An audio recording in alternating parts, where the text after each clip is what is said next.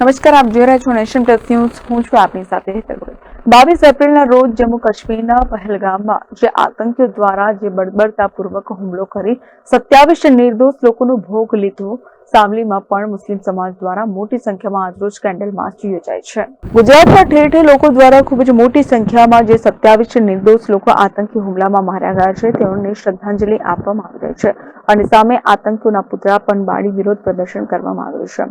ત્યારે ગુજરાતમાં પણ દરેક જિલ્લા અને તાલુકામાં લોકો એક થઈ આ આતંકી હુમલો થયો છે તેની પાછળ જવાબદાર જે કંઈ પણ આતંકી સંગઠન હોય તેને નેસ્ત નાબૂદ કરવા લોકોની સરકારને અપીલ કરવામાં આવી છે. સાવલીમાં પણ મુસ્લિમ સમાજ દ્વારા મોટી સંખ્યામાં આજરોજ કેન્ડલ માર્ચ યોજી સાવલીના મુખ્ય ગેટ પાસે સરદાર પટેલના સ્ટેચ્યુ પાસે સૂત્રોચ્ચાર કરી મોટી સંખ્યામાં લોકો વિરુદ્ધ પ્રદર્શન કરવા ઉપસ્થિત રહ્યા છે. જય હિન્દ. આ જે બનાવ બન્યો છે, આતંકવાદી હુમલો થયો છે આપણા દેશની ઉપર અને ધર્મ જોયા વગર, જાત જોયા વગર જે હુમલો થયો છે, હુમલાની અમે સખત વિરોધ કરીએ છીએ.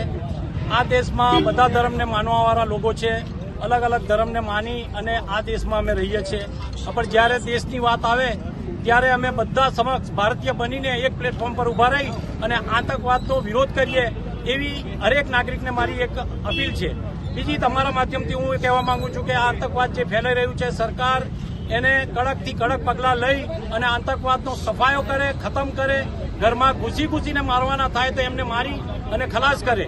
ગમે તે દેશ હોય સામે કે ગમે તે એ સમાજનો હોય, પણ આ વસ્તુમાં ચલવી લેવાય નહીં. આ દેશ પર હુમલો છે અને આ દેશને અમે એક સાથે રહીને મીટવા નહીં દઈએ. ત્યારે પાકિસ્તાન મુર્દાબાદ, હિન્દુસ્તાન જિંદાબાદના નારા સાથે મોટી સંખ્યામાં મુસ્લિમ સમાજના લોકો જોડાયા છે.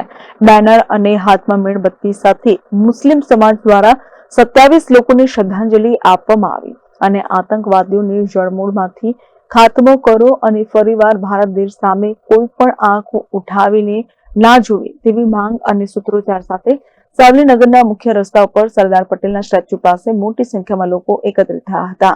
અમારા શાંતિપ્રિય દેશ હિન્દુસ્તાનની અંદર જે આતંકવાદ લોકોએ ફેલાયો છે, ખરેખર અને જે માનવતાની હત્યા કરી છે, જે દરેક ધર્મના જાતિના લોકોને માણસને પૂછ્યા વગર જે ગોળીઓ મારી છે, એ ખરેખર કાયદેસર ઇન્સાનિયતના ખિલાફ છે.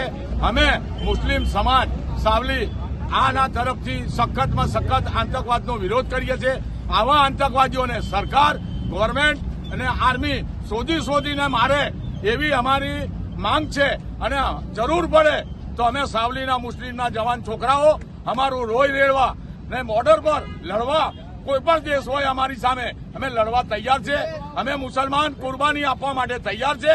અમારા મા બાપે, અમારા ધર્મે શીખવાડ્યું છે કે ધર્મની અંદર પહેલી કુરબાની અમારા દેશ માટે અમારી જાન, માલ અને અમારી ઓલાદ પણ કુરબાન કરવા તૈયાર છે.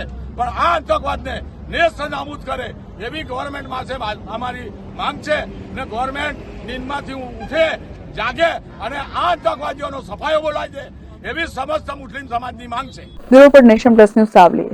સમાચારોના સતત અપડેટ મેળવવા માટે અમારી નેશન પ્લસ ન્યૂઝની યુટ્યુબ ચેનલને સબસ્ક્રાઇબ કરો, બેલ આઇકન દબાવો અને જોડાયેલા રહો ફેસબુક, ઇન્સ્ટાગ્રામ અને ટ્વિટર પર.